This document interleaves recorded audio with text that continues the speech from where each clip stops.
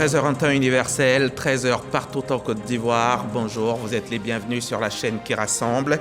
Bienvenue dans cette édition. Hier mardi, le président de la République, Alassane Ouattara, a présidé un conseil des ministres au palais de la présidence de la République. Une réunion au cours de laquelle une douzaine de projets de décrets ont été adoptés. Compte rendu complet donc du conseil avec Viviane Aïma à suivre en tout début de journal. On va aussi parler cinéma dans ce journal. Abidjan abrite en ce moment la 22e édition de Clap Ivoire, le concours de court-métrage des jeunes réalisateurs de l'espace UMOA du 5 au 9 septembre prochain, sous le thème « Quelle stratégie commune pour une industrialisation efficiente du cinéma dans l'espace UMOA ?» La première ministre britannique a dévoilé hier la composition de son gouvernement. Liz Truss a fait le choix de noms parfois peu connus mais loyaux et surtout en accord avec sa ligne droitière en matière politique et très libérale en économie. La nouvelle dirigeante britannique présente ce mercredi au Parlement des mesures concrètes pour sortir le Royaume-Uni de la tempête. À Madame Liz Truss, justement, Premier ministre du Royaume-Uni, de Grande-Bretagne et d'Irlande du Nord. Madame le Premier ministre, votre élection en qualité de Premier ministre du Royaume-Uni, de Grande-Bretagne et d'Irlande du Nord m'offre l'agréable occasion de vous adresser mes très vives et chaleureuses félicitations auxquelles je joins des vœux ardents de parfaite santé, de bonheur et de succès dans l'accomplissement de cette noble et exaltante fonction. Le choix porté sur votre personne constitue non seulement le couronnement de votre brillante carrière politique, mais aussi traduit vos qualités de femme d'État ainsi que votre grande expérience dans la gestion et la conduite des affaires publiques. Pour ma part, je voudrais vous assurer de ma totale disponibilité à œuvrer de concert avec vous au renforcement et à la diversification des liens fructueux d'amitié et de coopération qui unissent si heureusement la Côte d'Ivoire et le Royaume-Uni de Grande-Bretagne et d'Irlande du Nord pour le bonheur partagé de nos peuples respectifs. Très haute considération, signée des mains d'Alassane Ouattara, président de la République de Côte d'Ivoire. Et ce n'est pas tout. Un autre courrier. À son Excellence, cette fois, son Excellence, Monsieur William Ruto, président de la République du Kenya. Monsieur le Président, votre brillante élection à la magistrature suprême de la République du Kenya à l'issue du scrutin du 9 août 2022 m'offre l'agréable occasion de vous adresser mes très vives et chaleureuses félicitations. En cette heureuse circonstance, je voudrais, au nom du peuple et du gouvernement ivoirien, ainsi qu'en mon nom propre, former des vœux ardents de santé et de bonheur pour votre Excellence, de même que de succès continu dans l'exercice de votre haute et exaltante mission. Je voudrais vous assurer de ma disponibilité à œuvrer de concert avec votre Excellence au raffermissement des liens étroits de fraternité et de coopération qui unissent si heureusement nos deux pays dans l'intérêt bien compris de nos deux peuples. Très haute et fraternelle considération, Alassane Ouattara, président de la République de Côte d'Ivoire. Andrzej Duda, lui, est le président de la Pologne. Il est en visite d'amitié et de travail en Côte d'Ivoire. Le président donc de la République de Pologne est arrivé ce matin même à Abidjan, accueilli par le vice-président de la République, Tiemoko Méliette Koné, et plusieurs membres du gouvernement. Et c'est que vous pouvez le voir sur ces images au cours de cette visite qui va donc durer 24 heures. Le président polonais s'entretiendra avec son homologue Alassane Ouattara, puis s'en suivra un point de presse conjoint des deux chefs d'État. Nos équipes, elles, sont déjà sur place, alors vous ne raterez rien de cette visite historique. Et tout à l'heure à 16h, vous pourrez suivre votre émission « Ça fait l'actualité » présentée par Fatim Djedje. Avec ses invités, notre présentatrice vedette va évoquer la visite d'amitié et de travail du président polonais en Côte d'Ivoire. C'est donc à suivre et c'est à 16h. Hier, mardi, c'était jour de conseil des ministres en Côte d'Ivoire. C'était au palais de la présidence de la République en présence du président Alassane Ouattara. Au cours de cette réunion, une douzaine de projets de décrets ont été adoptés. On voit cela maintenant avec Viviane Aïma. Juste après le conseil, elle a suivi pour nous le point de presse du porte-parole du gouvernement.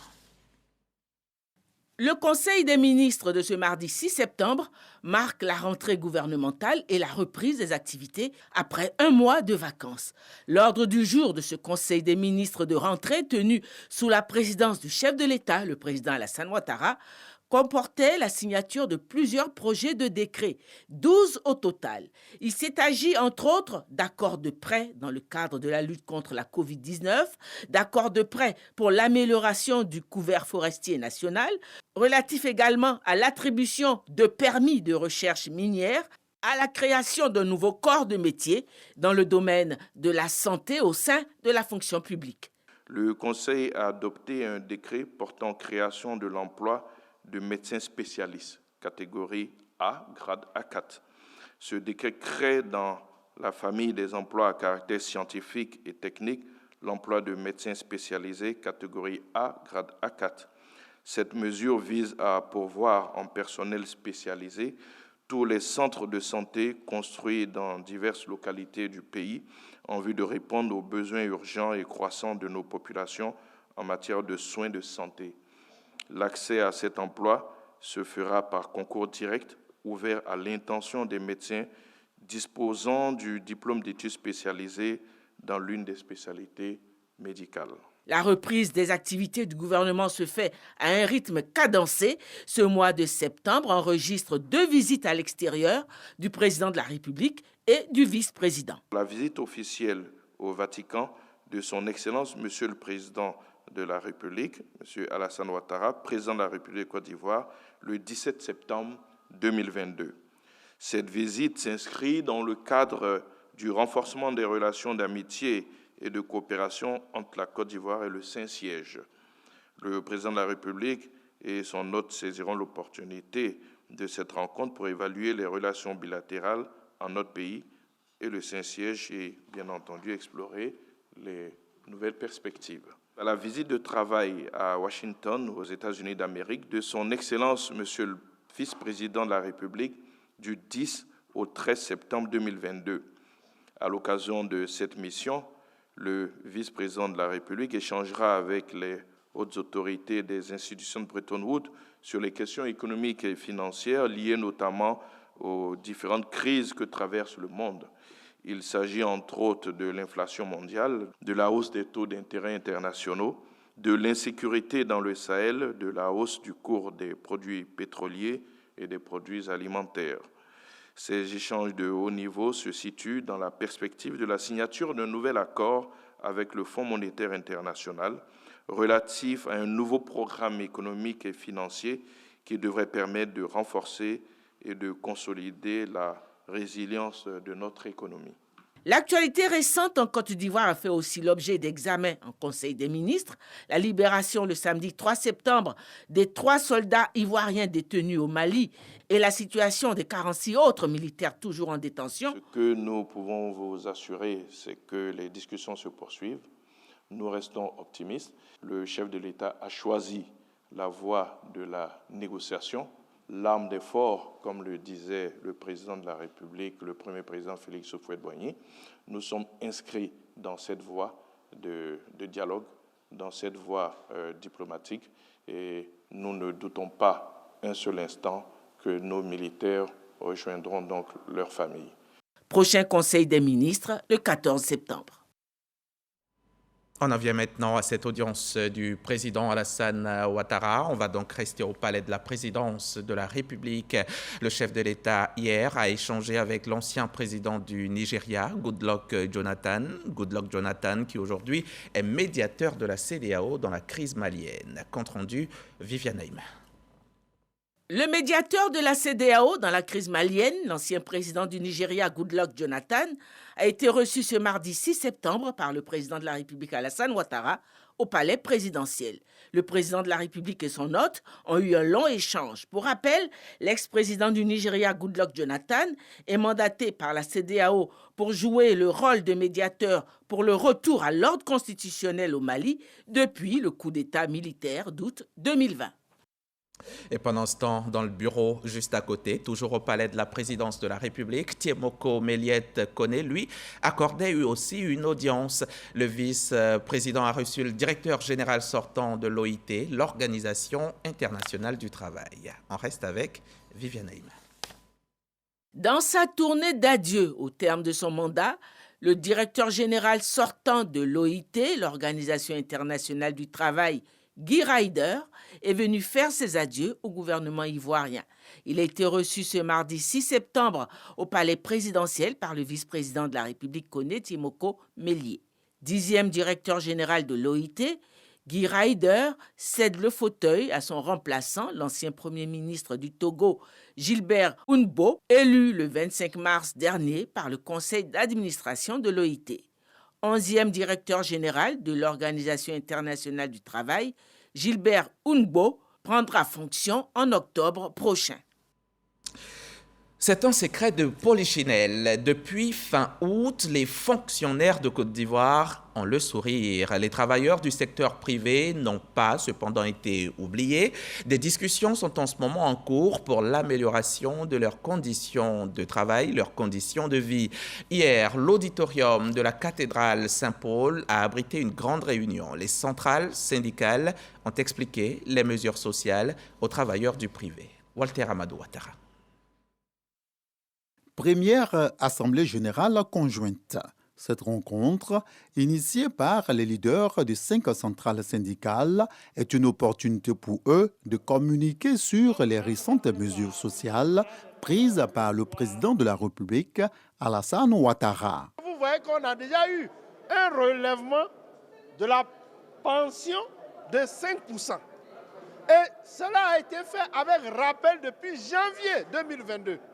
C'est un gain des centrales syndicales et c'est à saluer. Le dialogue social tel que prôné par les normes de l'Organisation internationale du travail est en train d'être vivifié en Côte d'Ivoire par le patronat, le gouvernement et les centrales syndicales. Et par la pratique régulière, nous allons apporter les fruits succulents aux travailleurs du secteur privé. Le gouvernement a été instruit par le chef de l'État afin d'entamer des discussions avec le secteur privé sur une augmentation du SMIC, salaire minimum interprofessionnel garanti, qui est actuellement de 60 000 francs CFA en Côte d'Ivoire. La séance est conduite pour l'UGTCI par Donzo Boadou, pour Dignité par Bli Blé-David, pour la FESACI CG par Traoré Yacouba, pour l'UNAT RCI par Kodibo Yves et pour Humanisme par Soro Mamadou. Ces leaders ont expliqué les étapes des négociations en cours entre les centrales et le patronat ivoirien. Le représentant du patronat s'est félicité de l'ambiance cordiale qui a prévalu et exhorte les travailleurs du privé à la sérénité. On a toujours trouvé des accords pour que le climat social au secteur privé soit apaisé, qu'il nous laisse continuer. Il ne faut pas écouter les oiseaux de mauvais augure. D'ici certainement décembre, si on arrive à s'accorder, une très bonne nouvelle pourrait leur parvenir. Au terme des échanges tenus dans une des salles de conférence de la cathédrale Saint-Paul au Plateau, les travailleurs du secteur privé ont réaffirmé leur confiance à leur leader pour mener à bien les négociations dans l'intérêt de tous. Pendant que les travailleurs du secteur privé attendent donc cette bonne nouvelle, les jeunes de Worofla à Séguéla, eux, savourent la leur. La localité abritera bientôt une unité de gestion de déchets organiques issus des ménages, laquelle unité va absorber plus d'une centaine de jeunes qui bénéficieront ainsi d'insertion dans le tissu économique. Le protocole d'accord est validé. L'Agence Emploi Jeunes, l'ANAGED et la mairie de Worofla sont les parties concernées par l'exécution pratique de ce programme qui va coûter quelques 150 millions de francs CFA. On retrouve Walter Amadou Ouattara. Par cette signature de convention, l'Agence Emploi Jeunes, l'ANAGED et la mairie de Worofla concrétise la mise en place d'une unité de transformation des ordures ménagères en compost à Worofla. 110 jeunes bénéficieront chacun d'une prime mensuelle de 45 000 francs CFA. Le maire de cette commune, située dans le département de Séguéla, ne cache pas sa joie. Non seulement ma ville sera propre, 2, mes jeunes auront du travail, 3, ça apportera un plus à l'agriculture étant une zone agricole. Grand merci au ministre et surtout à notre grand chef, le président Alassane Ouattara. Le ministre de la Promotion de la Jeunesse, de l'Insertion professionnelle et du Service civique, de même que le ministre de l'Hydraulique, de l'Assainissement et de la Salubrité, ont également validé un cadre formel de collaboration. Je voudrais également, à travers vous, monsieur le ministre, exprimer mes sincères remerciements et ceux du ministère à monsieur l'administrateur de l'Agence Emploi Jeunes, qui a montré l'intérêt manifeste de sa structure à accompagner l'ANAGED dans sa mission de gestion du secteur des déchets solides en Côte d'Ivoire. Et ma présence ici aujourd'hui à cette cérémonie traduise non seulement la solidarité gouvernementale, mais aussi le potentiel de collaboration entre nos 2 ministères dans la mise en œuvre du programme Côte d'Ivoire solidaire, tant cher à son Excellence, Monsieur le Président de la République.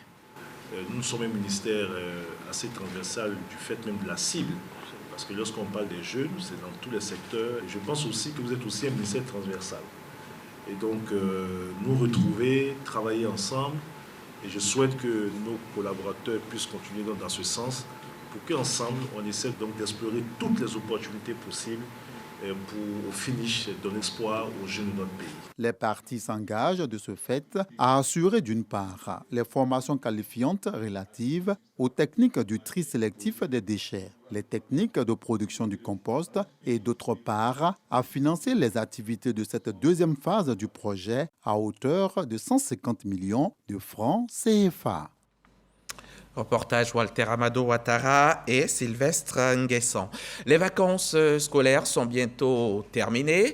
L'école redémarre bientôt, dans moins d'une semaine. À Yamoussoukro, pendant les vacances, les élèves en classe de 3e se sont préparés en faisant des cours de vacances initiés à leur intention par le député de Yamoussoukro. Souleymane Diarasouba a aussi tenu à récompenser les meilleurs apprenants. C'est ce que nous dit Kader Sogodogo de la station régionale RTI Bouaké. Durant tout le mois d'août, les élèves de la 3e de Yamoussoukro, futurs candidats au BEPC 2023, ont suivi des cours de vacances dans 5 établissements de la capitale politique et administrative. Ces cours, dispensés par des enseignants qualifiés, ont été initiés par le ministre Souleymane Diarasouba, cadre de la ville. L'objectif est de garantir le succès des élèves lors de cet examen. La fin de ces cours de vacances est une occasion pour célébrer les meilleurs. Une initiative saluée par la communauté éducative. Vous démontrez chaque jour que Dieu fait votre engagement pour la promotion de la qualité à l'école. Et ça, c'est votre credo. Je voudrais vous dire grand merci. 1000 fois merci. Nous vous rassurons de la bonne qualité de ces cours et promettons une bonne année scolaire 2022-2023 avec 100% de réussite au BEPC et aux tests d'orientation en seconde. Assiduité, discipline et succès sont le vœu du parrain. Ces cours qui sont déroulés ont fortement contribué à occuper sainement les élèves durant ces vacances qui s'achèvent, ce qui leur a permis de s'éloigner, comme vous le savez, de certains fléaux qui ont été décrits tout à l'heure. Je voudrais saluer en tout cas pour ma part cette noble initiative dont l'objectif est de préparer nos enfants à affronter les classes supérieures pendant la prochaine année scolaire avec beaucoup plus de sérénité. Remise de kits scolaires et des dons en numéraire ont mis fin à la première édition des cours de vacances Souleymane Diarasouba à Yamoussoukro. Place au chapitre Covid, l'actualité coronavirus.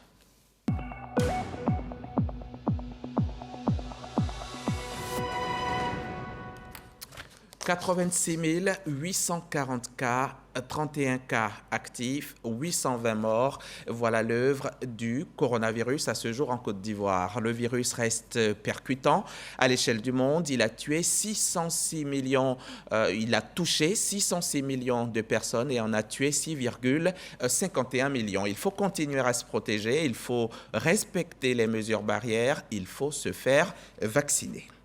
Allons-y maintenant dans le canton Krobou. Le ministre de la Santé s'y est rendu cette semaine dans le cadre de la politique de construction, de réhabilitation, d'équipement et de rapprochement des soins des populations. Pierre Demba a pu constater des installations vétustes, vous le constatez avec nous, et du manque d'équipement, le tout dans un environnement insalubre. Sephora Zegui y était avec son équipe, son reportage à suivre dans nos prochains journaux. Pendant ce temps, une autre mission du ministère de la Santé s'est rendue à Daloa, au centre hospitalier régional, suite au décès il y a quelques jours d'une parturiente, une institutrice. Cette visite, donc, pour sensibiliser le personnel soignant afin qu'un tel drame ne se reproduise plus jamais, ni dans leur établissement, ni dans aucun autre en Côte d'Ivoire. Le témoignage de Godefroy Okambawa.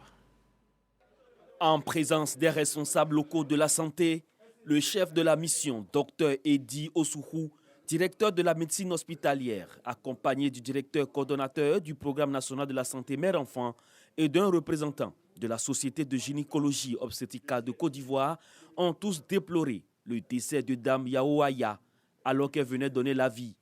Un décès maternel de trop qui aurait pu être évité s'il n'y avait pas de faute professionnelle, selon le chef de la mission. Pour le cas de notre regretté Yao, nous savons que c'est un décès évitable. Parce que si on avait fait la césarienne qu'après la complication, là c'est autre chose. Là c'est le domaine de Dieu, nous ne sommes pas Dieu. Nous sommes des médecins. Mais lorsque, devant ce cas, on n'a pas pu faire le premier geste, c'est ce qu'on appelle un décès évitable. Le personnel soignant du CHR de Daloa est exhorté à plus de responsabilité dans la prise en charge des malades, de sorte à éviter à l'avenir ce genre de drame. Les agents soignants du CHR ont renouvelé leur engagement à exercer avec professionnalisme leur métier. On sait que le confrère, vu ce qui lui est reproché, je pense qu'il y a eu faute. Habituellement, quand on arrive dans ces milieux-là, c'est pour faire des reproches. Le docteur Edi est venu à trouver des mots pour nous exhorter à plus d'efforts. Donc je voudrais vraiment lui dire merci. Après le CHR de Daloa, cap a été mis sur les hôpitaux généraux de Vavois et d'Issia. Dans ces deux villes, les envoyés du ministère ont également rencontré le personnel de santé pour leur porter le même message. Exercer avec professionnalisme leur métier et surtout éviter à tout prix les décès maternels dans les centres de santé. Des décès maternels, surtout en couche. On quitte Daloa, direction Bongouanou, dans le Moronou. Bongouanou qui a ses premiers feux de circulation routière. Enfin, des feux tricolores dans la ville pour permettre la régulation du trafic routier entre les usagers de la route, les véhicules et les piétons. Ils sont mis en service depuis ce week-end et c'est le conseil régional du Moronou qui a œuvré à leur installation pour un coût global de 103 millions de francs CFA. Voici la correspondance d'Herman Niamien. Un geste simple du préfet de région du Moronou et les premiers feux tricolores de la ville de Bongouanou sont en marche. Bongouanou fait désormais partie des villes ivoiriennes qui disposent de cette infrastructure de sécurité routière.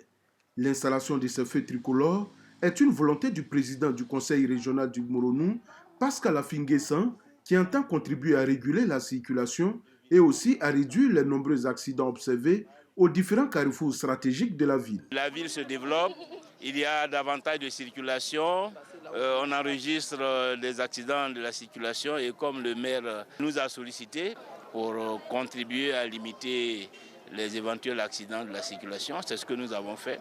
Le président du conseil régional du Moronou ambitionne de faire de Bongouanou et de la région tout entière une référence en Côte d'Ivoire. De quoi réjouir le premier magistrat de la commune. C'est une grande joie qui nous habite. Nous avions sollicité le président du conseil régional pour nous aider, pour nous appuyer. Et c'est ce qu'il a fait. Nous sommes très heureux pour le bonheur de la population. Pour une première phase, ce sont les trois principaux carrefours de Bongouanou qui ont bénéficié des feux tricolores. Le carrefour du commerce, le carrefour de Sokoter et le carrefour de Kangandi. Vraiment, c'est à saluer. Il faut encore féliciter le président pour tout ce qu'il fait, avec toutes ses voiries et puis l'équipement aussi routier.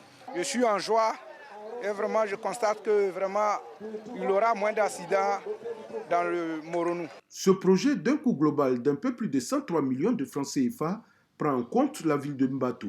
Les jours à venir, les feux tricolores de cette ville seront donc mis en service.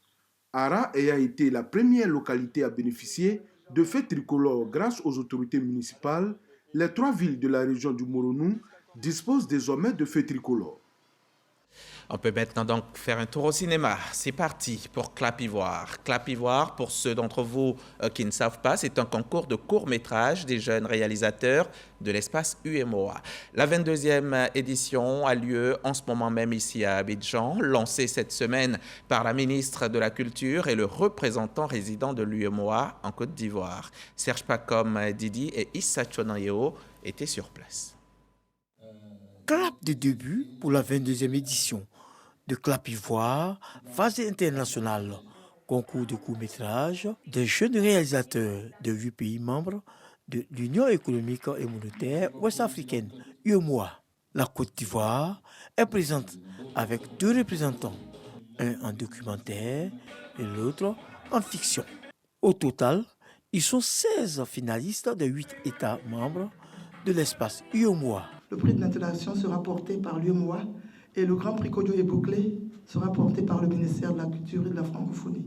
Avec le concours de nos partenaires, les premiers pourront avoir leur projet arrivé à terme pour certains et pour les autres, ils auront une formation avec d'autres partenaires. Plus qu'une compétition, Clap Ivoire 2022 se veut être une plateforme d'échange, de partage et d'apprentissage. Françoise Roumac, ministre de la Culture et de la Francophonie, et Gustave Diasso, représentant résident de l'UEMOA en Côte d'Ivoire, au cours de leurs interventions, rappellent que le défi commun à relever est l'excellence et l'affirmation du cinéma africain dans sa conquête du marché mondial. La commission de l'UEMOA est non seulement honorée de prendre part à ce festival, mais également heureuse d'apporter son soutien à l'éclosion des jeunes réalisateurs, contribuant ainsi à la promotion du cinéma africain. Le premier des Ivoiriens, son Excellence, Monsieur le Président de la République, Monsieur Alassane Ouattara, accorde une place particulière à la culture et dans ce cas précis au 7e art. L'UEMOA est certes un espace économique puissant, mais nous avons une autre force avec notre UEMOA culturel. Clap Ivoire, dans sa version internationale, concourt au renforcement de l'intégration sous-régionale et fait la promotion des métiers du cinéma. Table ronde, ateliers de formation ouverts au public et animés par des professionnels sont entre autres des activités de Clap Ivoire 2022 à Abidjan. On en vient maintenant à cette tournée de sensibilisation et d'information des acteurs des postes frontaliers de Côte d'Ivoire. Une tournée effectuée par la ZLECAF, la Commission nationale de la zone de libre-échange continentale africaine, qui a pu à l'occasion renforcer les capacités de plusieurs acteurs. Dangui Dangui a pu suivre pour nous l'étape de Noé. À Noé, ville frontalière entre la Côte d'Ivoire et le Ghana, la Commission nationale de la zone de libre-échange continentale africaine ZLECAF a formé des agents des forces de l'ordre et des structures privées ou publiques impliquées dans la gestion des frontières sur cette nouvelle zone économique continentale. Étant donné que nous ne pouvons pas vivre seuls, nous ne pouvons pas vivre en autarcie, il est important que nous soyons dans un environnement de libre-échange, d'intégration, voilà, pour pouvoir, je crois, partager ce que nous avons et ce que les autres ont. Ce sont au total 6 postes frontaliers du pays qui bénéficieront de cette tournée de sensibilisation et de formation initiée par la Commission nationale de la ZLECAF. En jeu, une meilleure appropriation des concepts et des méthodes de cette zone économique. Qui dit zone de libre-échange continentale africaine dit circulation de marchandises, parle de frontières.